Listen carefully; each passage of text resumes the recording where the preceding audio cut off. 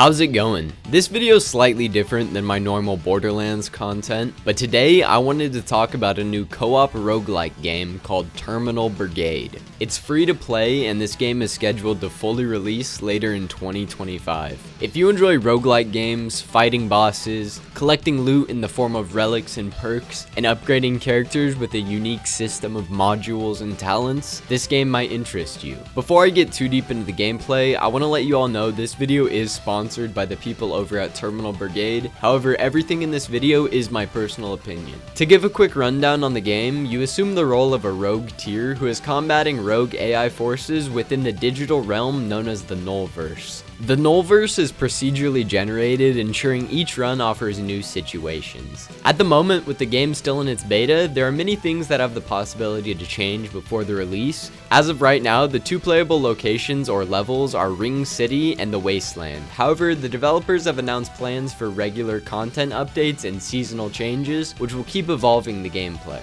I want to talk about the gameplay and upgrade system first, then I'll go over the characters I enjoyed the most. This game follows a similar formula to some other roguelikes with plenty of unique features of its own. Enemies drop two different types of items. The first type are relics, which give small buffs on their own, but when they're combined with other similar types of relics, they give much larger buffs that can make a big difference in your build. Each type or category of relic has a different base buff, along with more major buffs for a 2-piece, 4-piece, and 6-piece set. You're able to carry 8 relics max, so you have to be thoughtful about which ones you're keeping. Whenever you beat a boss, they'll always drop a legendary relic, which can usually have a very strong buff. The other type of item enemies drop are modules, which can be used after you finish a run to upgrade characters. You have to place them in a certain way to maximize the amount of buffs you get. This is an extra layer to the system that rewards creativity. While we're talking about upgrades, I also wanted to touch on the talent system. This is a large skill tree that's shared between characters, which enables them to get stronger as the difficulty level of the areas increase.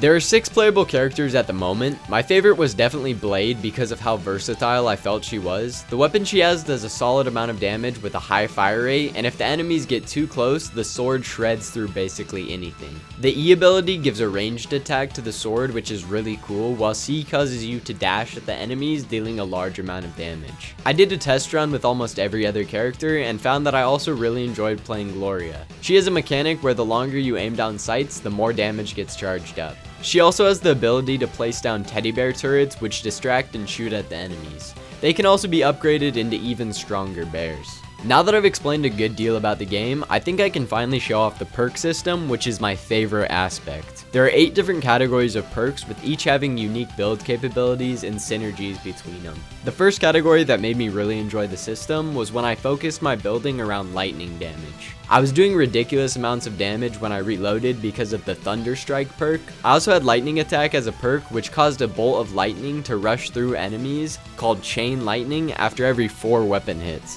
And since my weapon shoots so quickly, I was constantly getting chain lightning damage. The other perk category I really enjoyed were the wealth-based ones. The one that boosts your primary weapon is Roulette Attack. This causes weapon damage to be converted into random damage via the roulette. Every 100 Taiko coins you own increases the maximum roulette damage by 10%. Taiko coins are collected by killing enemies and bosses and can be used to buy extra perks, relics, and health. Another very interesting perk from this set is Rich Privilege, which causes your evade ability to emit a nova after each use, and the damage of the nova is based on the amount of coins you possess. Another small feature that goes a long way in this game is the ability to time your reloads. There's a small blue bar that acts like a skill check when you reload.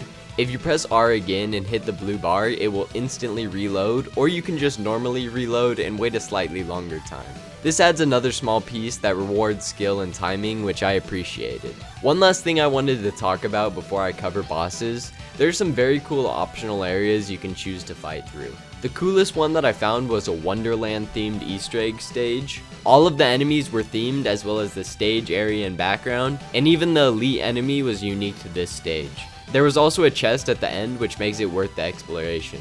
There are also 2 bonus areas before you fight the final boss, which can help get you a bit more upgraded before the fight. I like that the game gives you the option to choose between getting more upgrades before the fight, or going for a faster time and heading straight to the boss. For the final section of the video, I want to cover some of the different bosses I encountered during my playthroughs through Ring City and the Wasteland. Starting with Ring City, one of the most fun fights was against another Blade, since I was also playing Blade at the time.